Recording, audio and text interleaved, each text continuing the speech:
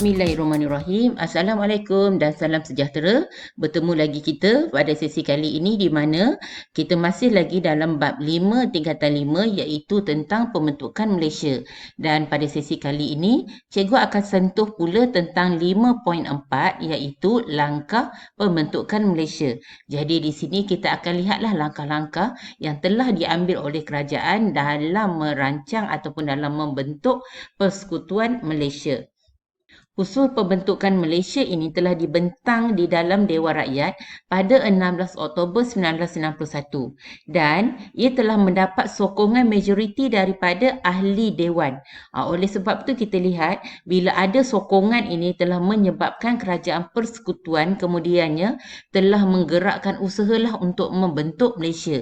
Jadi antara langkah yang telah dilakukan oleh kerajaan dalam membentuk Persekutuan Malaysia ini ialah yang pertamanya dengan mengadakan siri lawatan ke negeri yang terlibat. Dan yang kedua kita lihat telah membentuk Jawatankuasa Setiakawan Malaysia atau kita kenalinya juga sebagai JSKM. Dan yang ketiga ialah dengan buat referendum di Singapura. Dan yang keempat ialah dengan mengadakan rundingan London antara Kerajaan Persekutuan Tanah Melayu dengan Kerajaan British. Dan yang kelima ialah Suruhanjaya Kobot iaitu untuk meninjau pendapat penduduk Sarawak dan Sabah sama ada nak masuk ke tidak di dalam Malaysia. Dan kemudian yang akhir sekali ialah pembentukan jawatankuasa antara kerajaan, di mana jawatankuasa ini adalah memasukkan kepentingan hak-hak Sarawak dan Sabah di dalam perlembagaan persekutuan. Jadi ini mengenai 6 langkah yang telah dilakukan oleh kerajaan dalam usaha membentuk Malaysia. Dan kita akan lihat satu persatu langkah ini. Dan yang pertamanya kita lihat dahulu tentang siri lawatan. Di sini dilihat di mana Tunku Abdul Rahman Putra Al-Haj telah mengadakan lawatan ke Sarawak dan Brunei. Kenapa Tunku Abdul Rahman mengadakan lawatan ni? Ini adalah untuk meninjau dan bertemu dengan pemimpin tempatan bagi menerangkan rancangan pembentukan Malaysia supaya pemimpin dan penduduk di Sarawak dan Brunei ini faham tentang pembentukan Malaysia. Selain itu, Kerajaan Persekutuan Tanah Melayu juga telah mengatur lawatan pemimpin Sarawak dan Sabah ke Persekutuan Tanah Melayu. Jadi di sini kita lihat bukan saja pemimpin Tanah Melayu yang pergi ke Sarawak dan Sabah, tetapi pemimpin dari Sarawak dan Sabah juga telah diaturkan lawatan untuk mereka untuk meninjau kemajuan di Persekutuan Tanah Melayu ini. Jadi itu kita lihat di mana pemimpin Sarawak dan Sabah ni telah datang ke Persekutuan Tanah Melayu sendiri. Kemudian yang ketiga kita lihat di mana lawatan sekali lagi Tunku Abdul Rahman Putra Al-Haj ke Sarawak dan Sabah ini pada November 1962. Di samping itu, terdapat juga lawatan rombongan Dr. Burhanuddin Al-Helmi dan juga Ghaffar Baba ke Sarawak dan Sabah. Lawatan ini secara tidak langsung telah menunjukkan kesepakatan ahli politik di Tanah Melayu. Mereka ni datang ke Sarawak dan Sabah ni adalah untuk menjelaskan tentang gagasan Malaysia. Lawatan ini adalah untuk memberi gambaran sebenar tentang rancangan Malaysia kepada penduduk Sarawak dan Sabah. Jadi itu kita lihat dari segi siri lawatan. Terdapatnya lawatan Tunku Abdul Rahman ke Sarawak dan Brunei pada Julai 1961. Kemudian kita lihat di mana kita aturkan pula pemimpin Sarawak dan Sabah ni dibawa ke Persekutuan Tanah Melayu untuk melihat kemajuan di Persekutuan Tanah Melayu. Dan kemudian lawatan sekali lagi kita lihat telah dilakukan oleh Tunku Abdul Rahman Putra Al-Haj, tapi pada kali ini pada November 1962 ke Sarawak dan juga Sabah. Dan akhir sekali kita lihat lawatan rombongan Dr. Burhanuddin Al-Helmi dan Ghaffar Baba untuk menjelaskan tentang Malaysia kepada penduduk Sarawak dan Sabah. Jadi ini tentang siri lawatan. Kita pergi pula yang kedua iaitu penubuhan Jawatankuasa Setiakawan Malaysia atau kita kenalinya sebagai JSKM. JSKM ni ditubuhkan pada 23 Julai 1963 semasa persidangan ahli-ahli Parlimen Commonwealth di Singapura.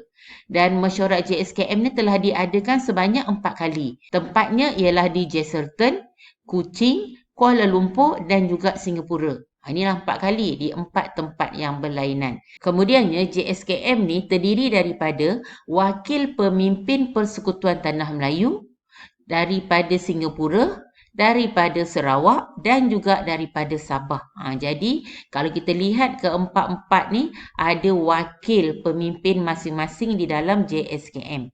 Dan pengerusi pertamanya ialah Donald Stephen ataupun kita kenalinya juga sebagai Fuad Stephen. Ini adalah gambar Donald Stephen dan dalam mesyuarat JSKM yang kedua telah dibuat keputusan iaitu untuk menyokong rancangan pembentukan Malaysia. Malah JSKM juga sebenarnya berperanan untuk memberi kefahaman kepada pemimpin tempatan dan juga untuk mendapatkan sokongan terhadap pembentukan Malaysia. Jadi di sini kita akan lihat pula tujuan JSKM ditubuhkan. JSKM ditubuhkan adalah yang pertamanya untuk meyakinkan penduduk. Di sini kita lihat di mana penubuhan JSKM ni adalah untuk meyakinkan penduduk Sarawak dan Sabah terhadap pembentukan Malaysia.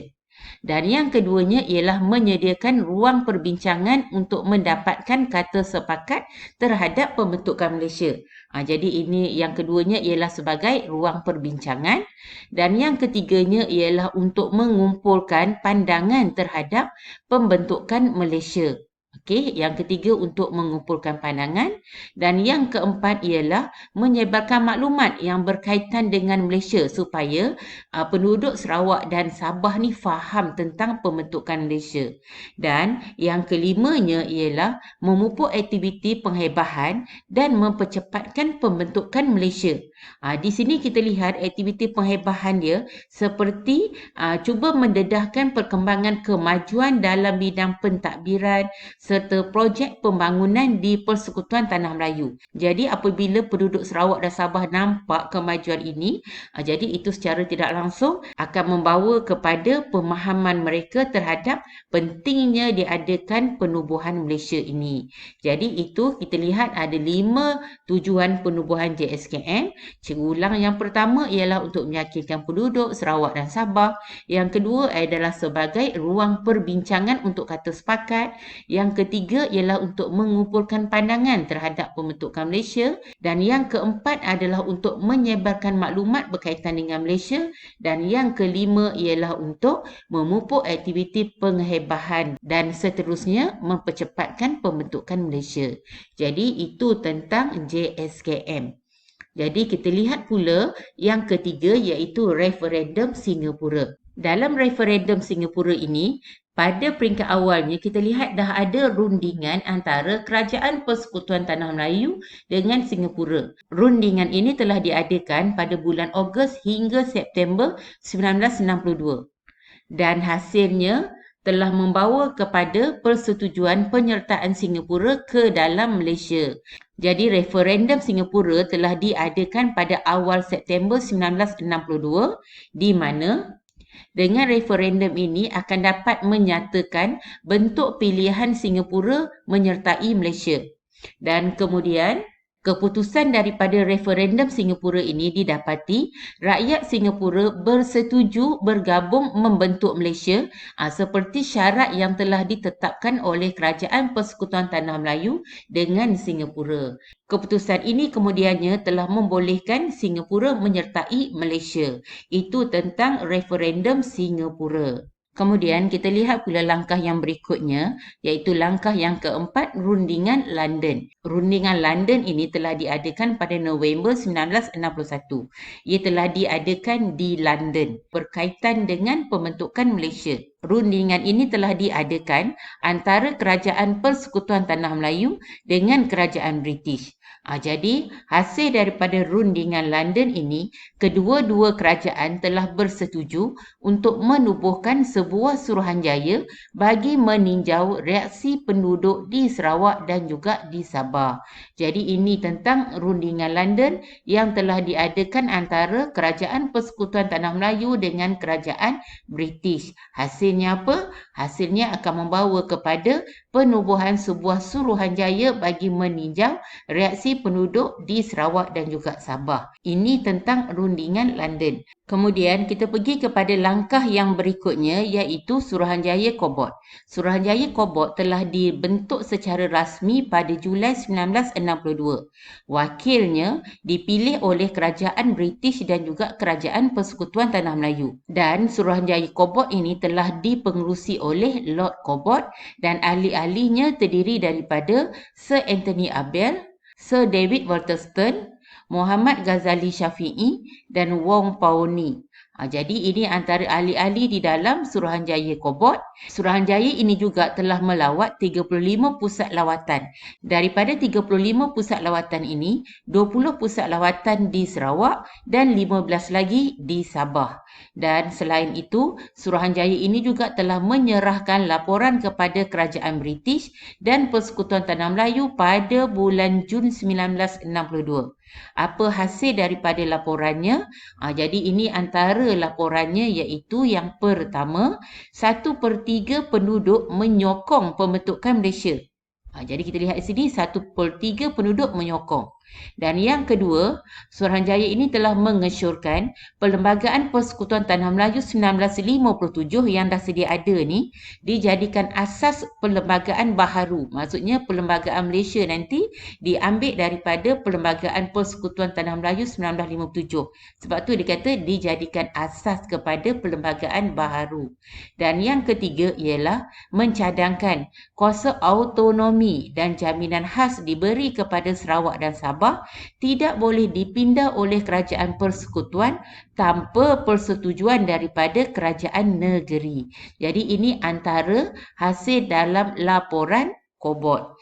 Kita pergi kepada langkah yang berikutnya iaitu jawatan kuasa antara kerajaan ataupun JAK. Penubuhan JAK telah diumum pada Ogos 1962 dan ia telah diwakili oleh yang pertama Kerajaan British, kedua Persekutuan Tanah Melayu, yang ketiga Sarawak dan yang keempat Sabah. Jadi kita lihat di dalam JAK semua wakil ada iaitu dari British, dari Persekutuan Tanah Melayu, dari Sarawak dan juga dari Sabah. Apa tujuan JAK? Jadi tujuan JAK ini ditubuhkan adalah untuk menyediakan rangka perlembagaan dan membentuk keperluan melindungi kepentingan Sarawak dan juga Sabah. Jadi ini tujuan JAK ditubuhkan. So nak rangka perlembagaan satu, dan yang kedua adalah untuk melindungi kepentingan Sarawak dan Sabah. Okey, itu tentang sedikit latar belakangnya. Jadi kita lihat pula kepada ahlinya. Ahli dalam JAK ini dipengerusi oleh Lord Lansdowne yang merupakan Menteri Tanah Jajahan. Dan timbalan pengerusi ialah Tun Abdul Razak Hussein, manakala wakil daripada Sarawak pula terdiri daripada Ketua Setiausaha, Peguam Negeri, Setiausaha Kewangan, Datuk Bandar Abang Haji Mustafa, Temenggung Jugah Anak Baring, Pengarah Montegrai, Lim Beng Siu dan juga Chia Chin Sin. Jadi ini wakil daripada Sarawak. Manakala wakil daripada Sabah terdiri daripada Ketua Setiausaha, Peguam Negeri, Setiausaha Kewangan, Datuk Mustafa Datuk Harun, Donald Stephen dan Ko Siap Chiu. Jadi ini pula adalah wakil daripada Sabah. Jadi ini antara ahli yang ada di dalam JAK. Dan kita lihat selanjutnya di mana terdapat 5 jawatan kuasa kecil di dalam JAK. Yang pertamanya ialah perlembagaan, yang kedua ialah kewangan, yang ketiga ialah perkhidmatan, yang keempat ialah perundangan dan kehakiman, dan yang kelima ialah organisasi jabatan. Jadi ini adalah 5 jawatan kuasa kecil yang telah ditubuhkan di bawah JAK. Dan mesyuarat pertama telah diadakan di Jesselton pada 30 Ogos 1960. Jesselton kalau sekarang kita kenalinya sebagai Kota Kinabalu. Jadi ini mesyuarat yang pertama diadakan di Sabah. Manakala mesyuarat yang terakhir telah diadakan diadakan di Kuala Lumpur pada 18 hingga 20 September 1962. Jadi itu tentang jawatan kuasa kecil yang telah ditubuhkan. Kemudian kita lihat pula usul ataupun perkara yang menjadi teras dalam Perlembagaan Persekutuan. Jawatan kuasa ini telah mengusulkan 18 perkara bagi Sarawak dan 20 perkara bagi Sabah yang kemudiannya dimasukkan dalam Perlembagaan Persekutuan. Antaranya ialah yang pertamanya Islam.